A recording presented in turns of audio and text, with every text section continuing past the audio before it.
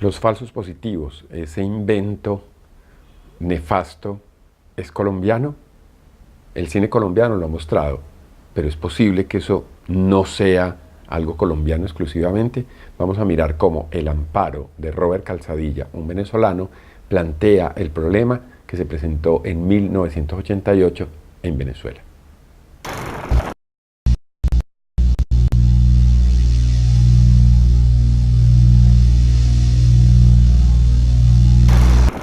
El director Robert Calzadilla, actor y guionista además. Unos cuantos, hace mucho rato, ¿no? Y creo que coincidió el momento en el que decidimos hacerlo por circunstancias de la vida, pero creo que era un tema que tarde o temprano, no solamente en mí, sino en muchos de mis compañeros iba a surgir. Que dirigió esta película, es su primer largometraje, aunque tiene otros trabajos previos. Dice que siendo muy niño se enteró de esto que cuenta en esta película, que viene además de una obra de teatro. Unos pescadores en la frontera colombiana fueron asesinados por el ejército, sobrevivieron dos, y a partir de esos dos sobrevivientes se supo que el ejército presentaba a venezolanos, a pescadores, a campesinos, como siempre, gente muy pobre, como guerrilleros colombianos, y eso para levantar la imagen del gobierno del presidente Jaime Lucinchi, que era un presidente, como lo dice el propio director, como muchos de los presidentes corruptos que habían tenido en las últimas décadas de Venezuela. De manera que lo que nosotros creíamos que era una situación muy colombiana de presentar a campesinos pobres, de presentar a muchachos de los barrios marginales de Bogotá o de los municipios aledaños como guerrilleros para ganar en el ejército colombiano ascensos, descansos, vacaciones, remuneraciones económicas, no es exclusivamente de Colombia y está contado en Colombia también, pero ahora lo cuenta este actor, guionista y director. Tumbarrancho Films es el nombre de la productora que hace la película, pero Tumbarrancho es también el nombre de un grupo de teatro donde Karin Valecillos, una mujer caraqueña que estudió teatro, que hace guiones de teatro, de cine, que dirige obras de teatro, que escribió la obra de teatro que dio origen a la película, crearon una productora, director, Robert Calzadilla, Karin Valecillos, dos o tres actores más, algunos actúan en la película, se juntaron, crearon la productora y a partir de esa productora hicieron este filme. Un filme que además tuvo un gran proceso de trabajo previo porque el director dice que primero recuerda la noticia cuando estaba adolescente, vio las caras de los campesinos sobrevivientes, campesinos que al final de la película sabemos que tuvieron que salir al exilio, que alguno de ellos escribió un libro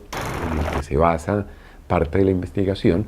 Después a Calzadilla lo invitaron a que participara de un documental acerca de la impunidad ante los asesinos de los pescadores y después participó como actor en la obra de esta guionista, lo que le dio todo un énfasis para poder llegar al resultado que ahora obtenemos. Vamos a hablar de los aspectos que hacen que esta película sea tan bella, tan valiosa, tan elaborada y que haya ganado premios nacionales dentro de Venezuela e internacionales, además muy merecidos. Giovanni García, Vicente Peña, Vicente Quintero son los nombres de los tres actores que van a ser los ejes de la segunda parte de la película, porque la película tiene dos momentos claramente diferenciados. Primer momento que parece no tener norte, donde a un campesino le encarga a alguien que consiga un número muy alto de pescado y él tiene que conseguir sus compañeros para ir a hacer esa pesca, y la primera parte se centra como en un pequeño pueblo, relatos muy fragmentados, presencia de personajes que parecieran no tener mucho horizonte, y la segunda parte empieza justamente en una gran elipsis donde sentimos una música que nos invita a entender que hay algo ominoso, algo muy oscuro, algo que se cierne muy maléfico sobre estos personajes, y después sabemos que ellos aparecen sobreviviendo de una masacre, y esa segunda parte es la que va a dar cuenta de esa primera que parecía no tener norte. Estos tres actores, los dos primeros no tienen mucha trayectoria. Vicente Peña tiene trayectoria en televisión, incluso hay otra actriz que tiene mucho más trabajo. Y esto es importante resaltarlo porque el director fue muy enfático. Primero había que despojar a los actores de todo lo que tuvieran de influjo. Para eso no les dio guión.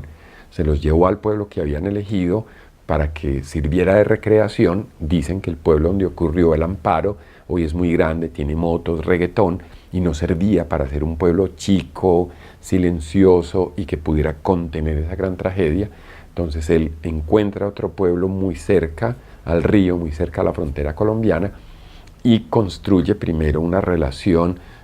de convivencia de esos que iban a ser actores dentro del pueblo. Ellos van a pescar, hacen las faenas del día, y cuando empieza la época del rodaje ya empieza como un no entender de los habitantes del pueblo de que esa gente que veían trabajar con ellos van a ser los protagonistas de la película. Esas decisiones son muy valiosas porque, aparte de despojar de cierta información y llenar a los actores de buenas condiciones para entender el entorno, eso se ve reflejado en pantalla, en la forma en que caminan, en la relación interpersonal, también en el lenguaje. Muchos de los giros idiomáticos que hay puede que sean difíciles de entender para nosotros, pero la riqueza del guión hace que podamos conectarnos, primero emocionalmente, segundo a partir de una información que va siendo fragmentaria y que cuando se va construyendo nos lleva a un resultado que termina siendo muy agresivo, muy violento, pero a la par que genera una gran compasión por esos personajes. La música es de un joven que se llama Andrés de Level. Es un joven que tiene algunos trabajos para cine y que especialmente el director, para poder hacer la película, dice que conoció una canción de Leandro Díaz, alguien a quien él referencia como un colombiano que es ciego, que lo oyó medio desafinado, que la canción tenía unos elementos musicales que para un músico formado en academia podría ser problemático, y que eso le dio el tono de la película. Una película donde tenía que conectar con un público común, pero a la vez tener otra suerte de narración. Y de paso tiene a Michel Rivas, un fotógrafo, que como fotógrafo para cine lo metió dentro de ese primer experimento de irse al pueblo, de ponerlo a trabajar con la gente común, para que él entendiera lo que significaba la decisión, que iba a ser un poco salida de eso tradicional, de los encuadres perfectos, de los movimientos de cámara que iban a narrar desde ciertos lugares, y al final entonces el equipo se ensambla también, que las decisiones, por ejemplo, de hacer los primeros planos o de encuadrar de ciertas maneras, consiguen que conecte muy fácilmente con los espectadores. Es una película que tiene muchísimos elementos muy valiosos y que obviamente ya saben por qué no se presentó en Colombia, porque no era para nada amable para Colombia que se hablara de falsos positivos en el año 88 en Venezuela, cosa que en Colombia sigue siendo igual. La fotografía estuvo a cargo de Michel Rivas. Este fotógrafo, el director optó por hacer lo mismo que con los actores, invitarlo a vivir en el pueblo, integrarse a la gente, hacer actividades cotidianas, para que entendiera la lógica que él quería encontrar con la fotografía. O sea, que el encuadre, cuando se hicieran los primeros planos o los movimientos de cámara, el seguir a los personajes dentro del pueblo, estuviera de una manera orgánica y no apareciera como un movimiento de cámara canónico, un encuadre muy clásico, y que además conectara emocionalmente con los espectadores. Se logra, efectivamente la película tiene mucha fuerza, y es especial que al final nos planteen una suerte de héroe en manos de un personaje como un policía que se opone incluso a los militares, y eso llama la atención.